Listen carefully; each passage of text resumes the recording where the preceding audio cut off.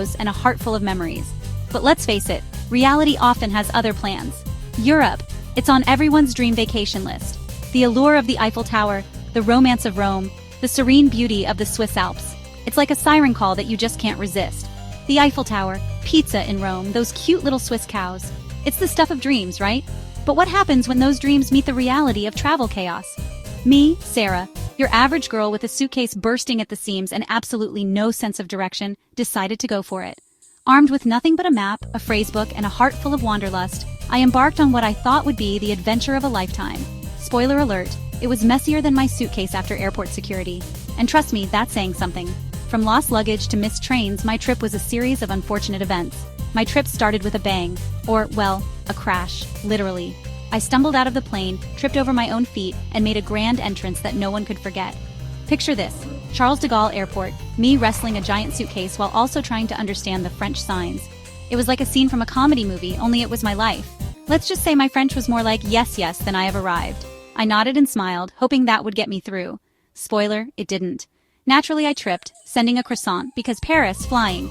It was like a slow-motion scene from a movie, only this time, I was the clumsy protagonist. A cute guy caught it, winked, and walked away. It was like something out of a rom-com, except I was left standing there, red-faced and croissantless. Maybe my French was better than I thought. Or maybe, just maybe, I was in for a lot more surprises on this trip. Either way, it was just the beginning of my European adventure. Paris was everything I dreamed of, charming, elegant, and constantly trying to steal my wallet. The city has a unique blend of old-world charm and modern sophistication that captivates you from the moment you arrive. The streets are lined with beautiful architecture, and every corner seems to have a story to tell. The Eiffel Tower stands tall, a symbol of romance and history, while the bustling cafes and shops add a vibrant energy to the city. I walked along the Seine River, looking at the street artists and their colorful paintings. The riverbanks were alive with creativity, each artist bringing their own unique flair to the scene. The water shimmered under the sunlight, reflecting the beauty of the city. It was a perfect place to take a leisurely stroll and soak in the artistic atmosphere. The Louvre Museum was amazing, of course, but honestly, I was more interested in the old man feeding pigeons while wearing a beret. It was such a quintessentially Parisian moment, capturing the essence of the city's charm. The museum itself, with its vast collection of art and history, was awe-inspiring. But sometimes it's the simple, everyday scenes that leave the most lasting impressions. It was like a postcard come to life. Every view, every street, every building seemed to be perfectly placed, as if designed to be admired. The iconic landmarks, the charming cafes, and the bustling streets all contributed to the feeling that I was walking through a living, breathing work of art. And the food? Croissants so flaky they crumbled when you touched them, each bite a little piece of heaven. The aroma of freshly baked pastries filled the air, tempting you to indulge in the culinary delights of the city. Every cafe seemed to offer a new and delicious treat, making it impossible to resist. Snails that were surprisingly tasty, a true testament to the adventurous spirit of French cuisine. I was hesitant at first, but the rich, garlicky flavor won me over. It was an experience that pushed me out of my comfort zone and made me appreciate the culinary traditions of Paris even more. And macarons that were almost too pretty to eat. Almost. These delicate, colorful confections were a feast for the eyes and the taste buds. Each one was a little work of art, with flavors that ranged from classic vanilla to exotic passion fruit. It was impossible to choose a favorite, as each bite was a delightful surprise. My attempts to speak French, however, weren't so great. I tried my best, but my accent and limited vocabulary often led to confusion and laughter. The locals were patient and kind, though, and I appreciated their efforts to understand me. It was all part of the adventure, adding a touch of humor to my Parisian experience. I once asked for directions to the Louvre and ended up in a butcher shop. It was a classic case of lost in translation, and I couldn't help but laugh at the situation. The butcher, with a bemused expression, tried to help me as best he could, but it was clear that my French needed some serious improvement. The butcher was very confused. He probably wondered why a tourist would be looking for a world-famous museum in his shop. Despite the mix-up, it was a memorable encounter that added to the charm of my Parisian adventure. Every moment, even the unexpected ones, made my trip to Paris unforgettable. And next stop, Rome, the eternal city where ancient history meets vibrant modern life. As soon as we landed, the excitement was palpable. The air was filled with the aroma of freshly baked pizza and the distant hum of Vespas zipping through the streets, the city of love, history, and really, really tiny streets.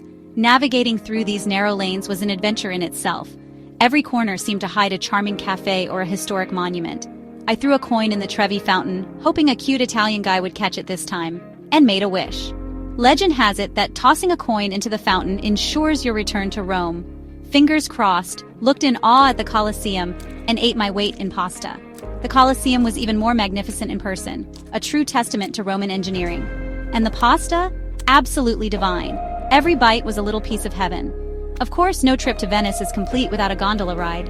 Gliding through the serene canals with the beautiful architecture all around felt like stepping into a painting. Me, being the picture of grace and balance, almost tipped us over while taking a selfie. It was a close call, but we managed to stay dry. The gondolier was not happy. His stern look said it all, but we couldn't help but laugh at the situation. But the gelato made everything better. After the gondola chaos, we treated ourselves to some gelato. The creamy, rich flavors were the perfect remedy. I tried every flavor you can imagine, from classic pistachio to something called ricotta and fig. Each scoop was a delightful surprise, bursting with flavor. Don't judge it until you've tried it. Trust me, some of the combinations might sound odd, but they were absolutely delicious. Our Roman holiday was filled with unforgettable moments, and I can't wait to come back. The Swiss Alps were amazing. Huge mountains, clear lakes, and more shades of green than I knew existed. I rode a cable car without any problems, hiked through fields of wildflowers, and even tried to yodel. Let's just say the cows weren't impressed. My biggest problem in Switzerland, the language. Turns out they have 4 official languages, and I didn't speak any of them well. I ended up using a mix of pointing, acting things out, and making silly faces. It was like my own personal show, and the locals were a very captive audience. Traveling alone, especially for someone like me who can barely find their way around a grocery store without a map, can be scary. But it can also be really funny. I learned to laugh at my mistakes, go with the flow, and never underestimate the power of a well-timed charade. I learned that the best travel stories aren't about perfect plans or perfect French. They're about the mess-ups, the times you don't understand each other, and the moments that make you want to laugh and cry at the same time. So there you have it. My European adventure, complete with almost dying by croissant, questionable gondola behavior, and a yodeling performance that could make a mountain goat cringe. Stay tuned for my next adventure, where I'll be tackling the mysteries of Asia, one misunderstood menu at a time. Wish me luck.